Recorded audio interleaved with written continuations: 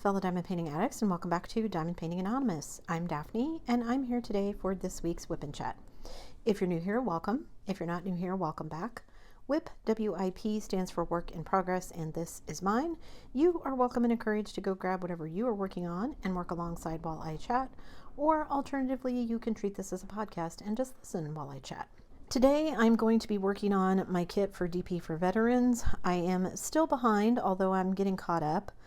I am maybe a third of the way finished, so I'm hopeful I'm going to be able to spend some time putting in some hours on this and I'll get it done. But for now, I'm going to zoom into where I'm going to be working and I will be right back. Don't go anywhere.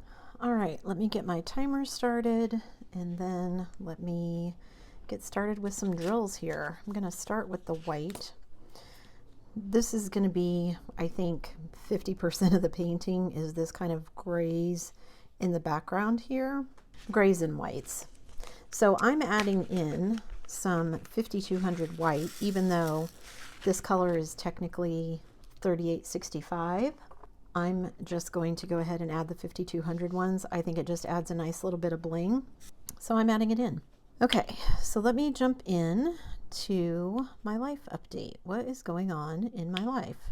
Well, surprisingly, not a ton, which is kind of weird to say. It seems like we were busy while we were packing and trying to sell the house. And now that everything is done and we've moved and we're just kind of trying to get situated here, it's a little strange. We have been seeing my husband's family. We've gone up there a couple of times for dinner, so that has been nice. He's gotten to visit with his dad way more often, so that has been good as well. And now he gets to do things like drive one of his family members to an eye doctor appointment and that sort of thing. Just kind of all those normal things that he really didn't do while we were living in the States because everybody in his family was up here. So it's certainly been an adjustment. We've been running around trying to get things done, but it seems like there's a 1 step forward, 2 steps back, or 2 steps forward, 1 step back, however that works. We're making progress. It's just slow because everybody needs something different, and it's not always in an order that makes sense to me. So one of the things that we need to do is get our car registered here. So we imported it from the United States. We exported it, then we imported it into Canada. And then once we got to where we were going, we had to do what they call an imported vehicle something or other inspection, basically. So we had to get this form.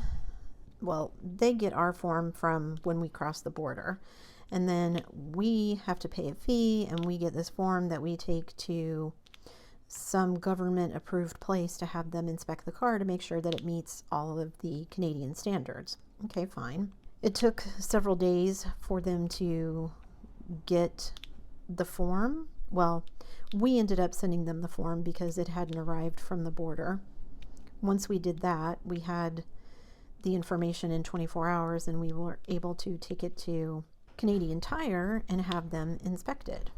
It took a whole, I think, 10 minutes at Canadian Tire for them to inspect everything. So then once we had that form filled out, we could take it, we thought, to get it registered. So hubby went to go see about getting it registered, and we have to have insurance on it first. And I think I talked about this when we were transferring my daughter's car. It's been so long since we bought our first vehicle that we've just always had insurance. So trying to get insurance here, we haven't even tried yet, but just, I'm like, did we have to have it first? I don't remember. I think we did, but actually I don't think we did. I think when we transferred the insurance for my daughter's car, I think they told us at the DMV we just had to show an insurance card. They didn't really care, and we still had insurance. We still had insurance on the car, and then she got her own. So I guess it is a little bit backwards than the States, but anyway. So we can't register it until we get the insurance. So now we need to go take care of that piece of it and get that done. So like I said, a little 2 steps forward, 1 step back. And we went to the bank, had to make an appointment at the bank to go in and set up an account, which still seems crazy to me. And get in there. The lady that was helping us has never had to do anything for people who were US citizens. So there was a bit of a learning curve for her figuring out what was going on and all that kind of stuff. And it took a lot longer than I thought it would. It's fairly, I mean, I guess I'm a US citizen, so it's a fairly straightforward process. If I wasn't a US citizen, maybe it wouldn't be, I don't know. Anyway, it was funny. So we want to have a Canadian bank account so we could have money accessible here, because we can use our US bank cards, but every time we use them, we get charged bank fees for the exchange rate, which isn't a huge deal. It's not super expensive, but it just makes for more work for me, because essentially every transaction we do, I have two transactions. I have one transaction for the actual purchase or whatever it was, and then I have a second transaction that is for the fees the bank is charging us to basically use our US money to pay Canadian businesses. So it's been interesting. We still don't have our information. They have to mail us our debit cards, which is another thing that's weird in the US. They just have them on hand and they would let you set up your PIN. I think the last time I set up a bank account with my kids, they had the cards, gave them to us that day. We set up our PINs on a little machine in the bank and we walked out and we were able to use them. Here they have to mail them. So it will be 7 to 10 business days before we get the actual Canadian debit cards. So I'll be curious to see what they look like. And the lady said part of the reason they don't keep them at the bank is because so many people here use like their e-transfers and stuff. So people bank a lot on their phone. They use their bank apps on their phone. And maybe I'm just a throwback. I know my daughter does banking on her phone. I don't want my banking stuff on my phone. I'm forgetful enough. I'm like, I'm going to leave my phone somewhere and then somebody has all my banking stuff. Plus you use your phone for all the two-factor authentication stuff, and yeah, I don't want my banking. I want to be able to do online banking, but I don't want it on my phone. So luckily she's like, oh yeah, you can do online banking. That's no big deal. We can get that set up immediately. So we can access the money. We just don't have the debit cards yet. And no one cares about whether we're using an American card or not. It's just more work for me. I suppose the bank is happy about it though, because they're making money in exchange fees. I think we're still coming out ahead with the exchange rate, but again, it's just an annoyance for me because then I have two transactions for everything. Probably no surprise to anyone, we are still unpacking. I'm still trying to go through the totes and decide what I want in the rental and what can stay out in the trailer and what do I want to pack up to take to his mom's house. And I was talking with my sister and she said, I think part of the reason you feel unsettled still is because you don't really have a lot of your stuff out. And I said, that's probably true. And we were talking about how full the rental is and all that kind of stuff. And she's like, we have some small boxes. And I said, yeah, because we were talking about the fact that we can't fit any of our large totes up the stairs. They just don't fit because the staircase is so tight. And she's like, well, then take some smaller boxes, wrap some of the stuff up that you don't want to use, and then take it upstairs and put it in that room that I thought I could use for diamond painting, but I can't. And just store a bunch of it up there. And then it's out of the way, but it's not outside. Then it can just sit up there until you guys are ready to leave, and then you have room to get out some of your own stuff. And I'm like, that's not a bad idea, because we've been emptying out not just the totes, but smaller boxes that were inside the tote and things like that. Plus we've done a couple of Amazon orders, so we've got a couple of boxes from Amazon that we could use to put some of the dishes and mugs and things. Like literally there's probably 25 coffee mugs in one cabinet on a shelf, and probably that many wine glasses on a second shelf. We don't drink wine, so we're never going to use those. And while we do drink coffee, we brought some of our own favorite coffee mugs that we would like to use for coffee and tea. And we really don't have anywhere to put them except on the counter, and the counter is already chock full. There's not a huge amount of counter space anyway, and the toaster oven, the coffee pot, the electric kettle, and there was a separate Keurig that we already have put away. So I think I'm going to spend some time doing that, just going through some things and just weird things. Like I told my sister, I don't like the towels. They're fluffy towels. They're kind of like hotel towels, but I want my own towels. And she's like, well, then use those to wrap up all the mugs and stuff that you don't want, put them in that box, and then take them upstairs. And then you can have some of your stuff out. And she told me to go buy some command strips so I could hang some things on the walls without damaging anything. I don't think I'm going to do that, but it's tempting. Just to have some of my own things around so that when we look around the house, not everything belongs to somebody else. I mean, we've already done a little bit of that. Like I have this diamond painting table that I'm using set up, my adjustable table. We bought a separate desk. We bought a printer, so we bought a little file cabinet for the printer to set on, that sort of thing. But the kitchen and the laundry, I think, are the things that are making me the most crazy. There's no space in the kitchen, so I think I'm going to spend some time remedying that. And then there is a little combo washer dryer, but it holds basically nothing. So it takes like 15 loads of laundry to do what would have taken me 1 or 2 in a regular size machine. Granted, we were doing a lot of laundry when we got here. I mean, we got here with basically a week's worth of laundry already because we spent the week traveling across the country to get here. And I don't like laundromats. I've just been spoiled. I've always had my own machine at home. I'm probably going to have to break down and go to the laundromat, but it's just not my favorite thing to do. So I guess I just need to take my iPad, load it up with some books, and go read while I do some laundry. Maybe I'll do that while hubby's running everybody around on errands that day. Just have him drop me off at the laundromat, just so I can get some of the big loads done, the big comforters and quilts and bed sheets and that sort of thing that would take me forever to do with this teeny little washer. I'm also waiting to see if we're going to get snow anytime soon. It has been just kind of dreary here. There were a couple of nice days when we first arrived, but other than that, it's been rainy or windy or rainy and windy. We've had a lot of high water, and just the clothing that we bought, even our winter gear that we brought from the States, is not enough for the wind here. I need to get a better coat that is a windbreaker and better. I don't know if I need snow pants or if I just need pants that are more of a windbreak than my jeans. And I definitely need a different pair of boots. I brought my snow boots, but they're just not comfortable for everyday wear. So I need some like everyday boots because I didn't have any, and my tennis shoes are not cutting it anymore. In addition to the weather being kind of blah and cold and windy, we're all still getting used to the time change. Lots of football on this weekend. Hubby wants to watch the CFL Grey Cup, which is this weekend, today. But it's on at the same time as the Chiefs game, which my son wants to watch. So they're arguing about who's going to watch what. I don't know why they're arguing. They generally spend all of their time watching football, flipping back and forth between channels anyway. So I'm sure they'll somehow manage to watch both of them. It's been kind of interesting, though, trying to get used to everything with the time change. Everything starts so late here. Like yesterday, one of the games that my husband wanted to watch, college football, but one of the games that he wanted to watch didn't even start here until 11 p.m. I do like working on these sections, even though there's a bit of confetti. It's not terrible.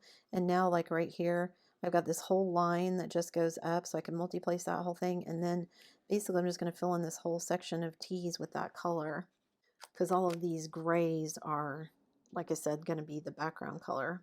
So like I said, hubby's going to be up late. It doesn't matter. Nobody has anywhere to be. Honestly, I think that's part of why I'm struggling at the moment. I am very much a routine kind of person, and with the shift in time and having to pay attention to what time it is here versus what time it is at home, because calling my daughter, calling my family or whatever, making sure that I'm not calling them in the middle of the night for them has been interesting. But because nobody has to be anywhere, there's no real routine or structure to my day, which I think has been part of my problem. So I'm trying to make myself to-do lists, so at least I have a list of things I need to accomplish each day, just to make myself feel better that I actually accomplished something. And I didn't just sit around and watch TV or read all day long.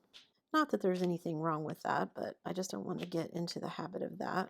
There are things that we need to do. I really want to get everything situated in the trailer and the rental decide what's going where, what's staying outside for the winter, all of that, just so we can kind of check that off the list and say that's done. Not that anyone but me cares about that. I think that's it for my regular life. I'm just really struggling. We had a deadline for so long for the move because we knew what day closing was, and then we were going to be on the road. So then to get here and to be like everything can just happen when it happens is a little bit strange. Anyway, moving on to my diamond painting life. What's going on in my diamond painting life?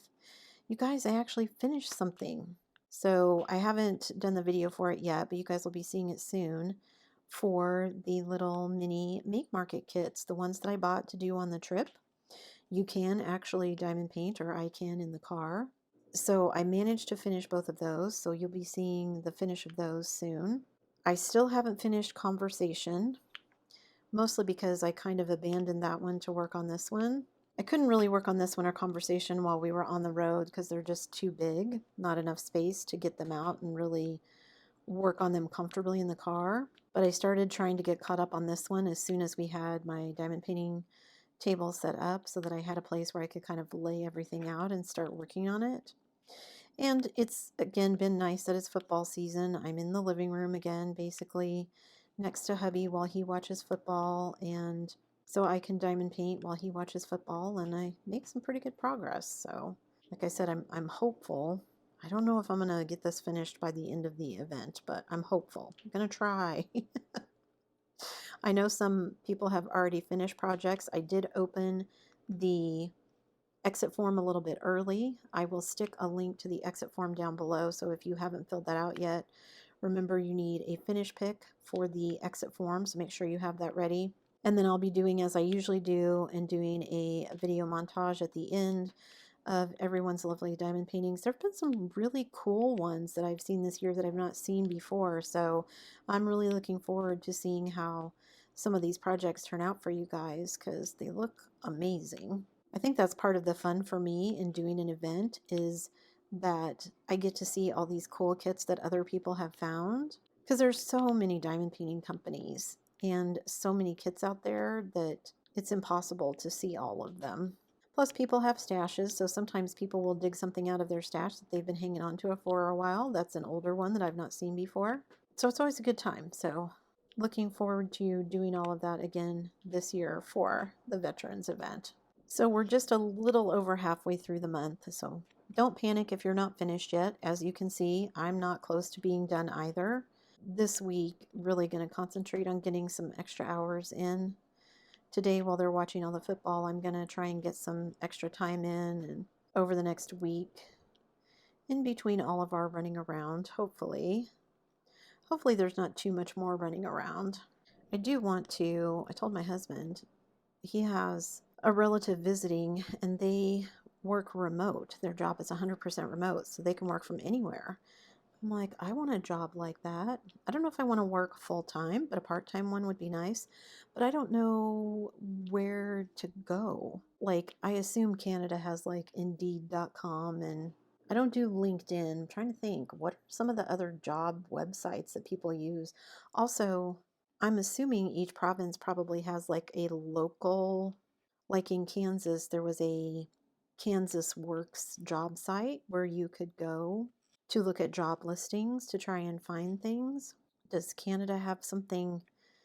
Is it in each province kind of thing? I guess I could get on the internet and look, but sometimes you don't get very far looking for things on the internet. Anyway, I would love to have some kind of job where I could just work remote. I don't need to work, but it would be nice, I think, I thought it would be nice to have something like that, just so it would be a good way to maybe meet some people and then also get a little more acclimated to the way things work here. I know there are things that I wouldn't be good at. I do not have the temperament to work retail, for example, because somebody would get angry and that would just not be a good scene, because then I would be angry and then nobody would be happy. So, not that angry people are generally happy, but you know what I mean. My temper probably wouldn't help the situation, whatever it was. That's sort of why I started the YouTube channel, was because this way I could kind of work from anywhere, work from home, set my own schedule sort of thing. But there are things that I miss about working for other people, mostly not having to be responsible for everything.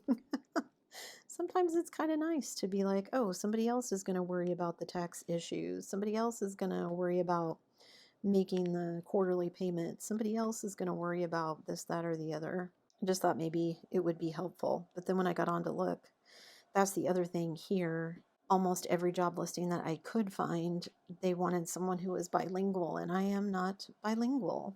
I started doing that thing with Rosetta Stone, but then I had so many people tell me that Atlantic Canadian French is very, very different from, I don't know, I guess traditional French, like what you would learn on Rosetta Stone. I don't know what to do. I considered doing like Babbel or something, just so that I'd be able to like understand what people were saying. That's taken some adjusting too, just going out and like shopping at Walmart and not understanding half of the conversations that are going on around me. All right, I got off track there. So I didn't finish conversation. Like I said, I kind of abandoned it. I'm going to be working on this one. We'll see as I get close to the end of November if I can finish this one. If I'm close enough, then I might take some time off of this one to try and finish conversation just so I can finish that one.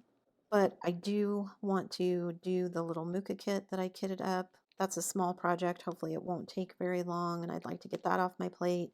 And I would love to get my little gingerbread lighthouse that I unboxed kitted up, because I do want to have, that one looks like it's going to be so cute when it's finished. Just something to kind of get me into the spirit, because I don't know how much decorating I'm going to be able to do here. I don't know how many of my decorations are going to be accessible, for one thing. I'm pretty sure some of them have already gone to be stored at hubby's mom's house, but I would like to put some sort of little lights up. I know I have at least one little, well, a couple little decorations that I could put up. I don't know where I would put them yet, but I could. They're at least in the rental. But a lot of my stuff I gave away, and I don't want to go buy a whole bunch of things because we don't know. We're not going to be in the rental permanently, obviously. And without knowing what our new place, what sort of space it will have, that sort of thing, I don't want to buy too many things that we then don't have room for at the new house. I don't do well with waiting, and I don't do well without my routine. So yeah, I need to spend some more diamond painting and find my chill again. I am looking forward to Black Friday and Cyber Monday. I have seen some kits that I thought were cute, but again, of the new releases and all the companies doing them lately, none of them have been must-have kits. So I've decided I'm just gonna hold my expectations back, I guess, until Black Friday hits, and hope that there's going to be some must-have kits in all the Black Friday, Cyber Monday sales. Surely between all of the companies that are going to have sales, somebody will have at least a couple of kits that I want. But we'll see. Maybe I'm going to end up spending nothing on Black Friday or Cyber Monday. I have plenty of diamond paintings. It's also one of those things that spread out at our old house with the office and having basically an entire bedroom to put all my diamond painting stuff in. It didn't seem like very much because it was all spread out in that one big room. Now that I'm trying to fit it into this little tiny rental, it's like, ooh, it feels like I have so much more stuff than I thought I did. And I got rid of a lot of it when we were moving. Whether I donated it in the mystery boxes or we sold it on Facebook Marketplace, I got rid of a lot of stuff. And it still seems like way too much. I keep telling myself it's because of the small space. Maybe it is, maybe it isn't, but that's what I'm telling myself. If you missed it, yesterday's video was video number 4 in my Diamond Painting for Beginners series. I'm really pleased with the reception that the videos are getting. Like I said, wasn't sure how well something like that would go over, not just with regular viewers of the channel, but just other people who might stumble across them, and the reception has been really, really positive, so I'm happy about that. Yesterday's video was about the tools and whether or not it's worth it to upgrade them and all that kind of thing. I am going to be doing additional videos in the series, so if you're interested in those, make sure you hit that subscribe button. The next couple of videos there'll be one about actually placing drills on the canvas. some tips and tricks for things like sorting through your drills to get rid of the trash drills, and tips to make your multi-placing and better placement easier, keeping your drill straight, that sort of thing. And I have one planned for once you finish a diamond painting. So storing, sealing, framing, all that good stuff. I'll talk about all that stuff. And then I have ideas for a couple of other ones. Like I kind of would like to do a video about spare drill storage, but I would like to do it when I'm revamping mine. I'm currently using the system that I redid, probably a year or so ago. My boxes, so I have my round and square drills separated into separate boxes, but after schlepping them here from the States, I kind of feel like maybe there's a better way to do this, but I think I want to wait until we're in our permanent place before I try and do a revamp, because again, I don't know how much or how little space I'm going to have at the new place, so I don't know what I want it to look like yet. So I may wait to do that one until we have more permanent digs. But if you're interested in the series and there's anything that you would particularly like to see, leave me a comment down below and let me know, and I'll see if that's something I think fits into the series. I've enjoyed doing it. It's kind of a little bit of back to basics, even for me, because I've not been diamond painting all that long. It's been, I think, 4, well, maybe close to almost 5 now that I've actually been diamond painting, and it's probably 3.5 since I started the YouTube channel. And lots of things have changed since I first started diamond painting, so it's kind of interesting to take that and go back and look at, well, when I first started, this is what things look like, and now they look like this. So yeah, it's been interesting. Okay, so you can see I got quite a bit accomplished there. So there's a nice little chunk of the grays filled in here. I've got a nice little section of grays to do in there, and then I'll get into some of the fun stuff that's colors and everything. I really like how this one is turning out. You can see there's like a little patch here on his little sack of presents. I finished the little lantern with the candles in it, so it's turning out really cute. I'm really happy with it so far. I just am behind, so I'm going to try and get caught up. A little bit of a short whip and chat from me today, but that's okay. Today is one of those kind of rambling whip and chats, so if it didn't make a ton of sense, I apologize. Thanks for sticking around till the end of the ramble. I think that's it for me today, guys. Before you leave, don't forget to do all the things. If you like this video, give it a thumbs up. Hit that subscribe button if you haven't already, and hit that bell notification icon so that you can be informed of future uploads. And as always, guys, thanks so much for watching.